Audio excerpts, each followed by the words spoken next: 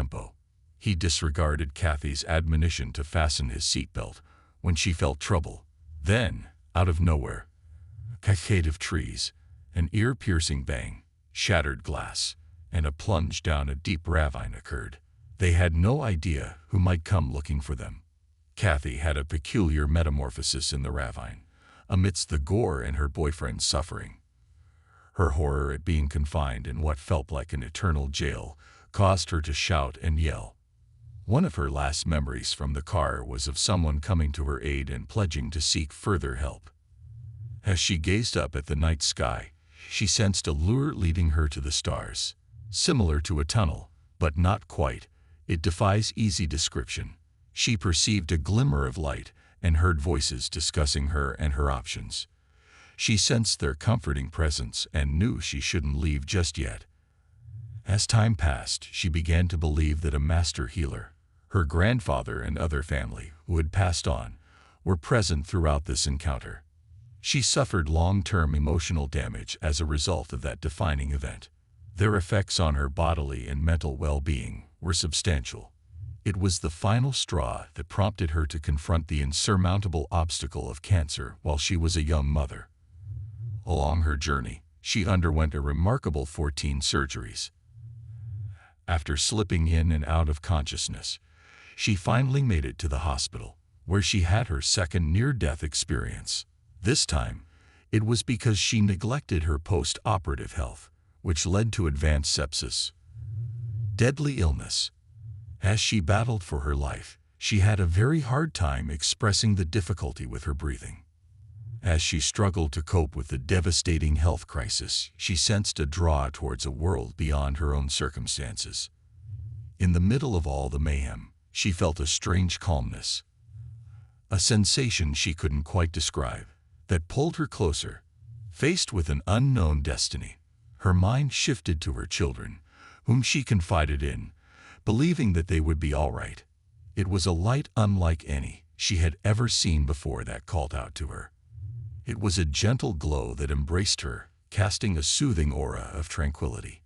She reflected on the paths of others who had gone before her, finding peace and comfort in the light after having been through so much hardship.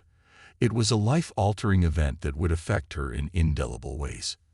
"Holy Spirit, fill me with your light," she prayed over and over again as she crossed over. Everything was different this time. With soul-stirring music accompanying her on each level, she met ancestors, angels, and saints. It had a comforting, loving, energizing, and nurturing vibe. Surprisingly, the master healer, whom she identified as Jesus, shook his head as he approached her. He made it clear that she hadn't earned her spot just yet, despite her belief that her deeds had won her a place. Looking into the light, she realized that ever since she was a little girl, her life's purpose had been to help others in need. She had an innate tendency to put the needs of others before her own, even as a child, and this trait continued throughout her life. She had a natural talent for helping people. However, she had some enlightening insights as she stepped back. She discovered her true purpose in life was helping others and healing their wounds, but she also knew she needed to prioritize self-care and find her spiritual calling.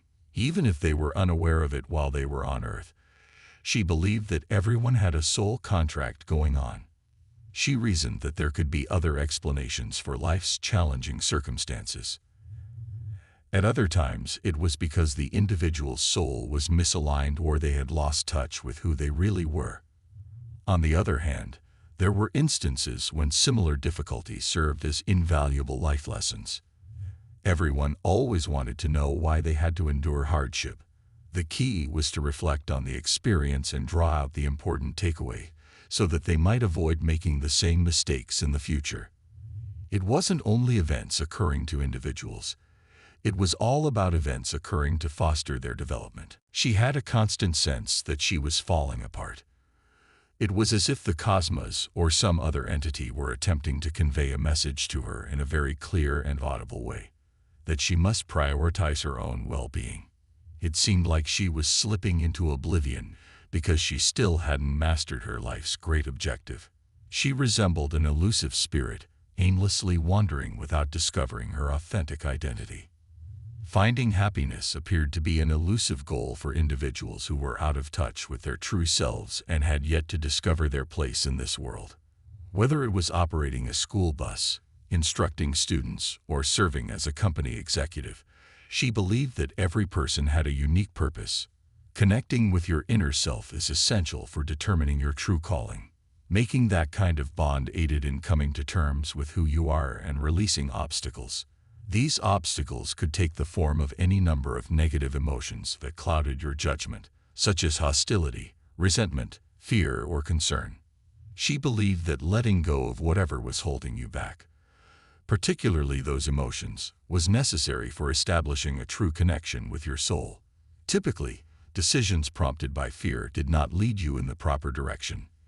If you want to live your best life and discover your soul's mission, you must learn to value yourself, care for yourself, and ensure that your soul is healthy. Some such approaches include meditating, spending time in nature, keeping a journal, and releasing unnecessary stuff. Finding your life's true calling typically entails a process of restoring harmony to your chakras. Chakras are powerful energy centers that are embedded within each of us, together with our heart lines and soul lines, which are surrounded by an energy field. Our negative emotions have a way of clogging up these chakras, much like a snarled freeway. Dealing with the emotions that are locked in each one is crucial for clearing and balancing them. How about we dissect it? Anxieties about one's health, family, home, or tribe might clog one's root chakra. In order to put this to rest, it is crucial to face these concerns. Lower chakras, guilt over one's survival, and feelings of shame can wreak havoc on these chakras. It is critical to eliminate those emotions. Empowerment and the dread of criticism are the themes of the third chakra. Forget on what other people think is important and run away from situations that make you feel inadequate. Blockages in the heart chakra can be caused by things like not loving yourself sufficiently, grief, or difficulties forgiving oneself. A lot of work needs to go into learning to forgive yourself, letting go of grief, and loving yourself. When you hold back from being authentic and expressing yourself completely, you can feel a blockage in your throat chakra. The path forward is to find your voice, tell your narrative, and demand what you want. Starting to let go of these feelings is like releasing blockages in your chakras. Your energy will be lifted, and your bond with your spirit and life's mission will be reinforced. Keep in mind that we may all recover and rediscover our souls.